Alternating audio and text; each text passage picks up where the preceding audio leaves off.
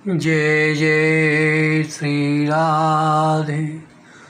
भक्ति भक्ति भगवंत गुरु चतुर्नाम बपु एक, इनके पद बंधन किए नाशे विघ्न अनेक।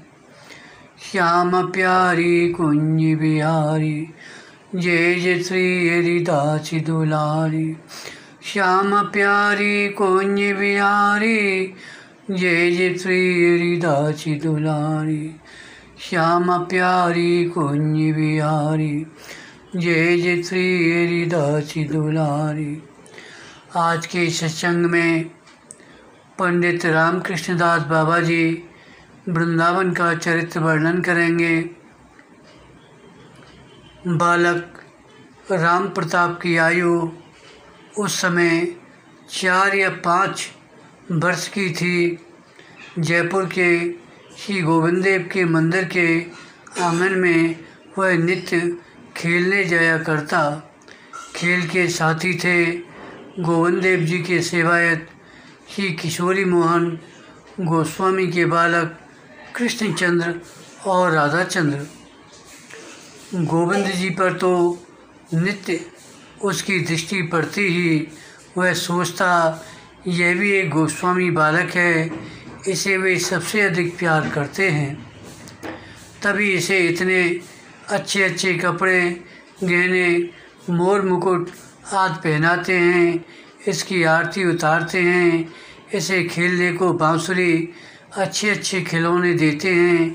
कितना अच्छा होता यदि यह भी मेरे साथ खेला करता, पर यह तो कभी मंदिर से बाहर निकलता ही नहीं।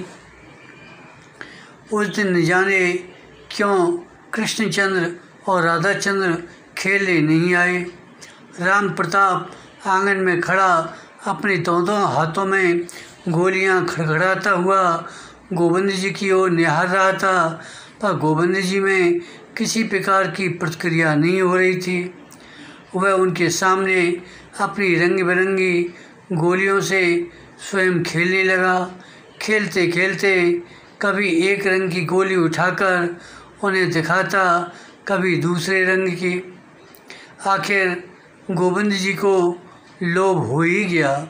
सोचा सामने थाल में रखी अपनी सोने की गोली लेकर उतर पड़े सिंहासन से और आंगन में जाकर जुट जाएं राम प्रताप के साथ खेल में। पर जाएं कैसे? उन्हें पुजारी और दरबान का भय था।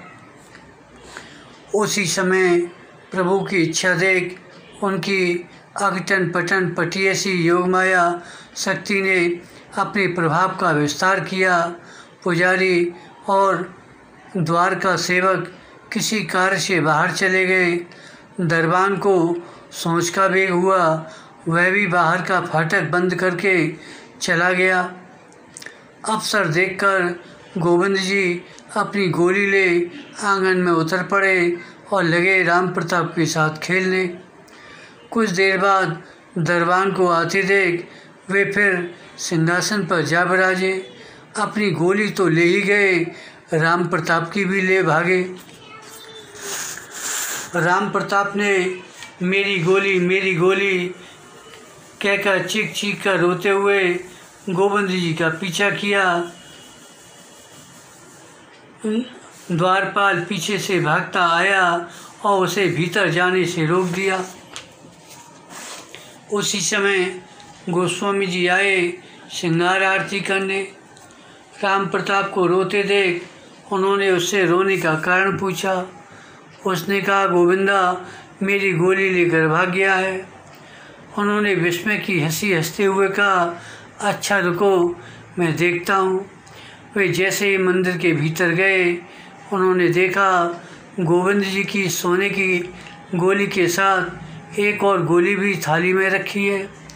वे आश्चर्य में डूब गए, उनका शरीर रोमांचित हो गया। उन्होंने मनी मन राम प्रताप के भाग्य की सराहना की और गोली लाकर उसे दे दी। राम प्रताप को देवी संपत्ति परंपरा से उत्तराधिकार में प्राप्त थी। उसके पितामह राजस्थान के कामठ ग्राम में रहते थे। वे रामानुज संप्रदाय के वैष्णव थे और श्री नारायण कवच में सिद्ध थे। सभी शास्त्रों का उन्हें अच्छा ज्ञान था।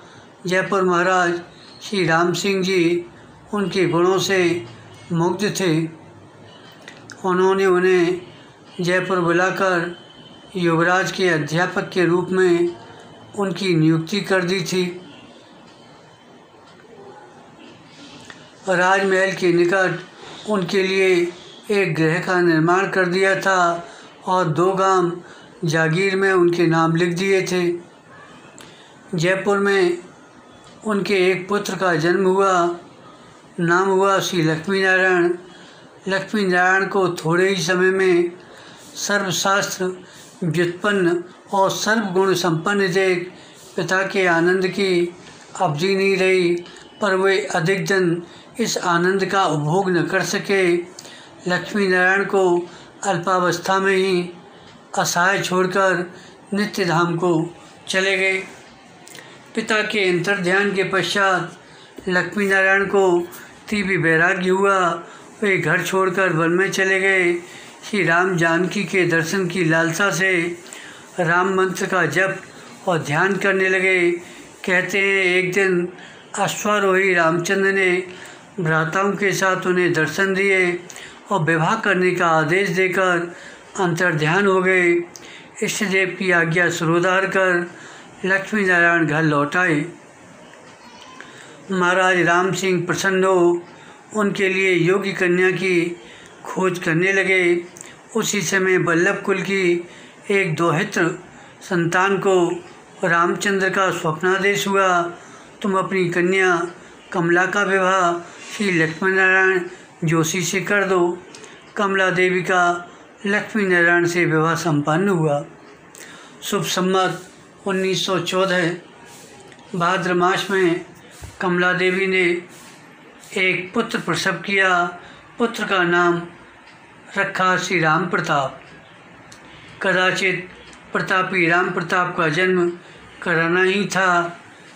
श्री रामचंद्र जी की लक्ष्मी नारायण के विवाह की योजना का मुख्य उद्देश्य रामचंद्र के मनोभीष्ट की पूर्ति के पश्चात एक दिन लक्ष्मी नारायण नित्य कृत्य के समय ध्यान करते करते समाधिस्थ हो गए।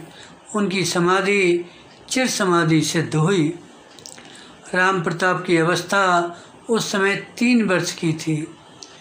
2 वर्ष बाद ही उसकी गोविंद जी से मैत्री हो गई। साथ ही फूट पड़ा उनके साथ खेल कूद का आनंदमय उत्साह।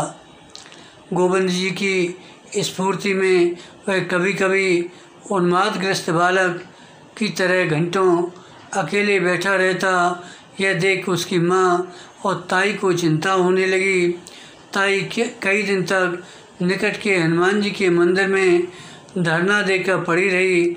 आदेश मिला, चिंता न करो, बालक पागल नहीं है, वह भगवान का नित्य परकर है। एक दिन राम प्रताप पतंग उड़ा रहा था। किसी ने पतंग काट दी। वह भूमि पर लोटपोट होकर रोने लगा। उसी समय गोविंद जी भागे आए, उसे बहुत सी डोर और पतंगें देकर चले गए। राम प्रताप प्रसन्न होकर घर के आया। माँ ने इतनी सारी डोर और पतंग देखकर कहा, ये कहाँ से लाया रे? गोविंदा ने दिए हैं, उसने हंसते हुए उत्तर दिया।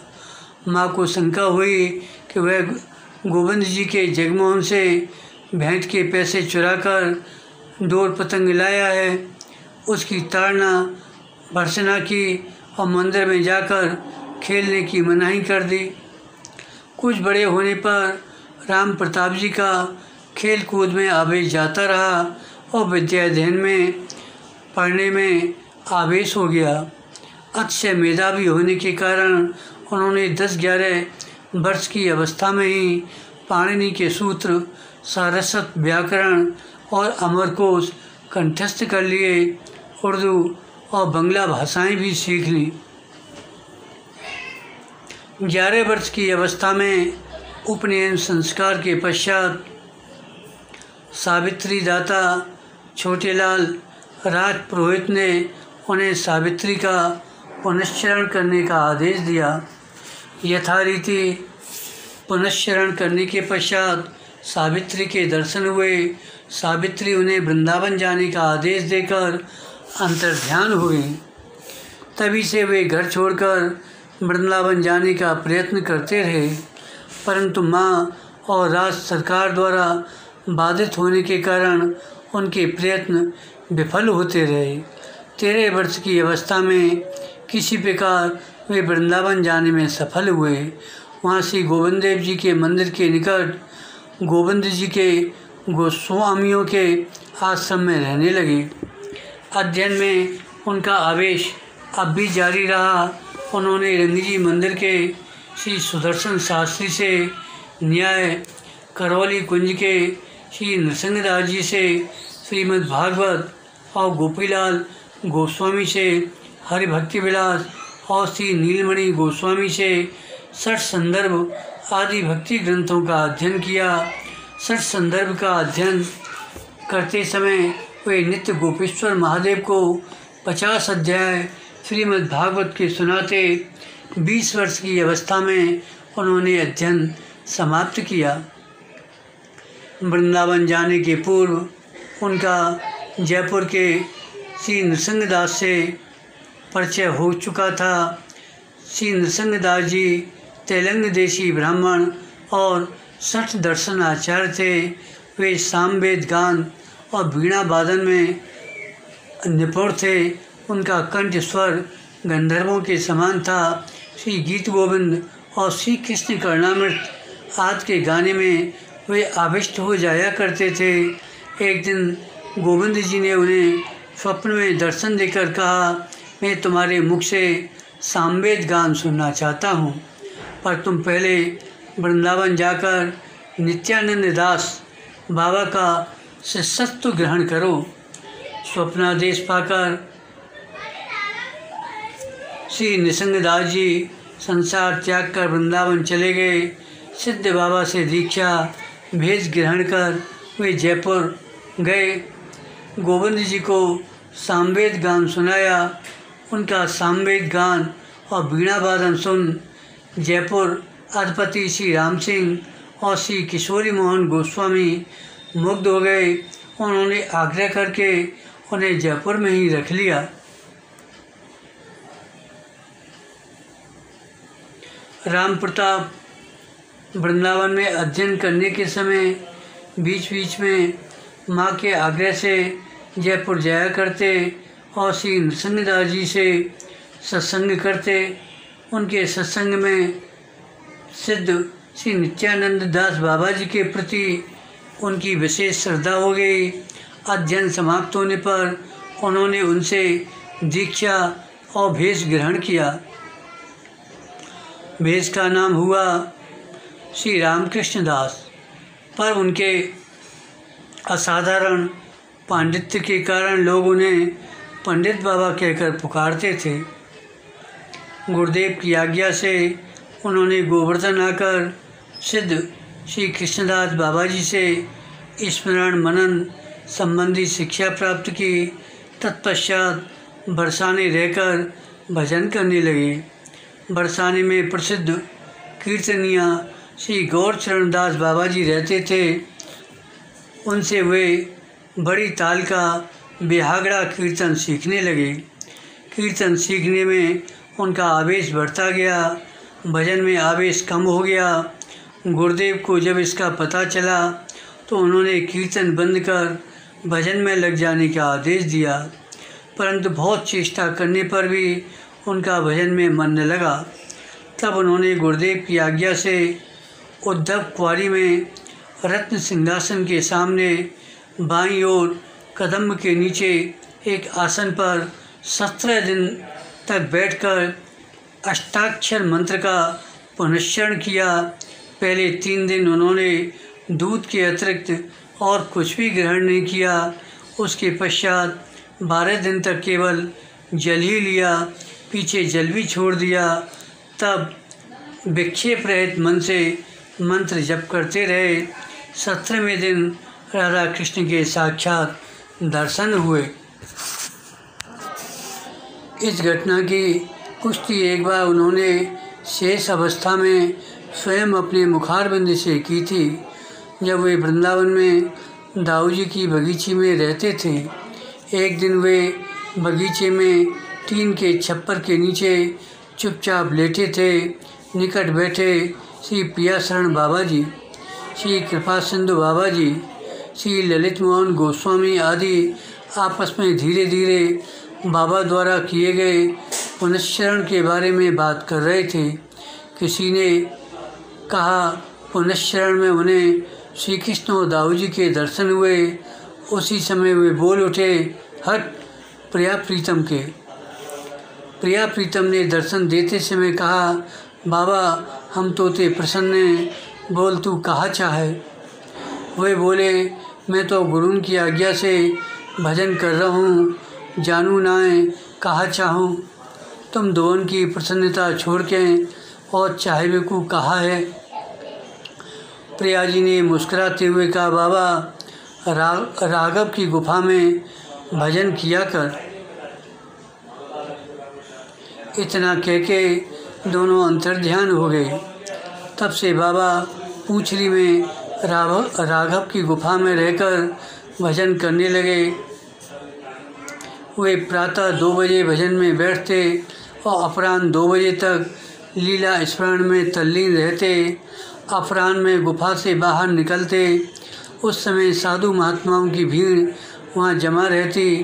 पाठ कीर्तन इष्ट गोष्ठी आदि का क्रम चलता रहता। कुछ दिन बाद बाबा का भजन आवेश इतना बढ़ गया कि समय का ध्यान रखकर भजन में बैठना उठना उनके लिए संभव न रहा। वे कब भजन में बैठेंगे, कब उठकर बाहर आएंगे, यह कोई नहीं जानता। अक्सर 2-3 दिन तक लगातार गुफा में बैठे भजन करते रहते। 2-3 दिन बाद एक बार गुफा से निकलकर मतकुली के लिए बाहर आते। परिणाम यह हुआ, गुफा के सामने जो नित्य अपराह्न में लोगों की भीड़ लग जाया करती, वह समाप्त हो गई। इसी बीच एक बार उनकी माँ आई जयपुर से उन्हें देखने। 3 दिन तक उन्हें गुफा के बाहर प्रतीक्षा में बैठे रहना पड़ा। तीसरे दिन जब वे बाहर निकले, उन्होंने उनकी ओर भ्रूक्षेप भी देखा भी नहीं, माँ की तरफ नहीं देखा। वे सीधे मतकुली को चले गए। माँ ने रो रो कर उन्हें पुकारते हुए कुछ दूर पीछा किया। उन्होंने फिर भी पीठ मोड़कर उनकी तरफ नहीं देखा। माँ असह्य पीड़ा हृदय में लेकर जयपुर लौट गई। माता के चले जाने के बाद उनका चित्त अस्थिर रहने लगा। भजन में बाधा आने लगी। उन्होंने सोचा कहीं कुछ अपराध हो गया है। वे गए सिद्ध कृष्णदास बाबा के पास। उनसे इसका कारण जानना चाहा। उन्होंने कहा, गर्भधारिणी माँ के प्रति तुम्हारा अपराध हुआ है। वह तुम्हारे व्यवहार से दुखित होकर चली गई, इसी से तुम्हारा भजन नहीं हो पा रहा है। पंडित बाबा ने तब माँ को चिट्ठी लिखकर बुलाया और पूंछली में अपने पूर्वाश्रम के यजमान श्री भगवान वैश्य के घर उन्हें रखकर उनकी सेवा करने लगे। माता की सेवा में लगे रहने के कारण उनके भजन में आवेश कम होने लगा। उसी समय उड़ीसा से श्री कृष्ण चैतन्य नाम के एक बालक ने आकर उनका आश्रय लिया। उन्होंने भदावली के बाबा जी के गुरु श्री प्रभुपाद जी से उसे दीक्षा दिलवाई। अपने पास रहकर भजन शिक्षा देने लगे। माँ की सेवा में भी उसी को नियुक्त कर दिया। 7-8 वर्ष पीछे माँ के अंतर्ध्यान होने पर वे फिर निर्विघ्न भजन करने लगे। कुछ दिन बाद गौड़ी वैष्णव संप्रदाय में श्रीमन महाप्रभु के मंत्र को लेकर वाद विवाद छिड़ गया। मंत्र के पक्ष में थे पंडित बाबा के काका गुरु गोवर्धन के सिद्ध कृष्णदास बाबा जी, श्री राधा रमन के सेवायत श्री गोपीलाल गोस्वामी प्रभृति, और विपक्ष में थे उनके जेठा गुरु श्री बलराम दास बाबा जी, विद्या गुरु श्री नीलमणि गोस्वामी, राधा कुंड के महंत नैयायक श्री जगदानंद दास जी प्रवृत्ति दोनों पक्ष में गुरु वर्ग के होने के कारण वे बड़े धर्म संकट में पड़ गए। उन्होंने सोचा इस वाद विवाद में न पड़ना ही ठीक है, इसलिए वे गुफा छोड़कर बरसाने की मोरकुटी में जाकर रहने लगे। 8 वर्ष तक वहाँ एकांत में भजन करते रहे। विवाद मिट जाने पर फिर गुफा में आकर रहने लगे। 10 वर्ष तक उसमें रहे। माघ मास में एक दिन वे कोयलों की सुलगती अंगीठी लेकर गुफा में गए। भीतर से दरवाज़ा बंद कर दिया। दूसरे दिन प्रातःकाल जब सोकर उठे तो देखा वे गुफा के बाहर खुले में सो रहे हैं। किसने कैसे क्यों गुफा के भीतर से उन्हें निकाल कर बाहर लटाया, उनकी समझ में नहीं आया। लोगों ने बताया कोयले की गैस से मूर्छा आ जाती है, मृत्यु होने की संभावना होती है। तब उन्होंने जाना मूर्छित अवस्था में किसी दिव्य शक्ति ने उन्हें बाहर आकर लिटा दिया। ब्रज में दिव्य शक्तियाँ इसी प्रकार निष्कंचन महात्माओं की सहायता करते अक्सर देखी गई हैं, पर दुष्टों का प्रकोप भी यहाँ कम नहीं होता। एक बार पूछरी के गंगा जी के मंदिर में किसी उत्सव में पुए बांटे गए। 2 चोर पुओं के लोभ में पंडित बाबा की गुफा पर आए। उन्होंने सोचा इनके पास पुए अवश्य भेजे गए होंगे। उन्होंने गुफा के बाहर बुलाकर उनसे पुए मांगे। वे बोले पुए मेरे पास ना आए, मैं तो मदकुरी के अतिरिक्त कछु लेऊँ नहीं। तब एक चोर ने क्रोधित होकर लाठी मारी, उनके सिर से रक्त बहने लगा। दूसरा गुफा के भीतर गया, उसे पुए न दिखे तो बहुत पछताया। बाबा के सिर में अपने हाथ से पट्टी बांधी, उनसे क्षमा प्रार्थना करके चला गया। पंडित रामकृष्ण बाबा का चरित्र विस्तार से है, अतः आज इनका इतना ही चरित्र वर्णन करते हैं। शेष चरित्र अगले भाग में वर्णन करेंगे। बोलो जय जय श्री राधे, जय जय श्री राधे, जय जय श्री राधे।